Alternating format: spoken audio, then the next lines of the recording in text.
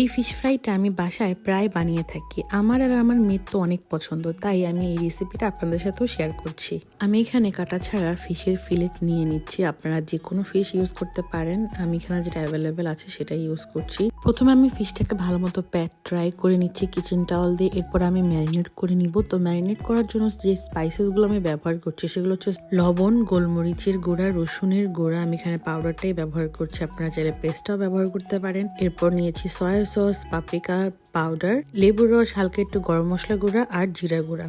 সবগুলো মশলা দিয়ে দেওয়ার পর আমি হাত দিয়ে খুব ভালো মতো মাখিয়ে নিব আর রেখে দিব ম্যারিনেশনের জন্য।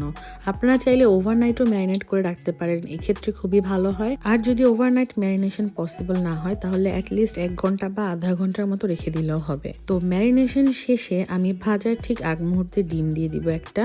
ম্যারিনেশনের সময় ডিমটা দেওয়া যাবে না, সেটা দিলে মশলাগুলো ভালো মতো মাছের ভিতর ঢুকবে না আর একটু পানি পানিও হয়ে যাওয়ার সম্ভাবনা থাকে। তাই ঠিক ভাজার আগ মুহূর্তে ডিমটা দিলেই খুব ভালো হয়। তো ডিমটা দিয়ে ভালো মতো মাখানোর পরে আমি এর মধ্যে এখন দিয়ে দিব কর্নস্টার্চ বা পটেটো স্টার্চ দিলেও হবে।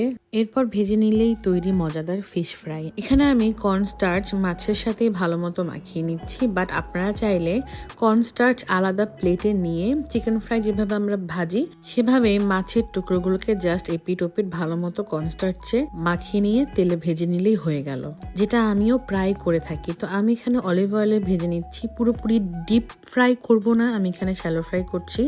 আর অলিভ অয়েলটা ইউজ করতে পারেন যদি একটু হেলদি ভার্সনটা খেতে চান।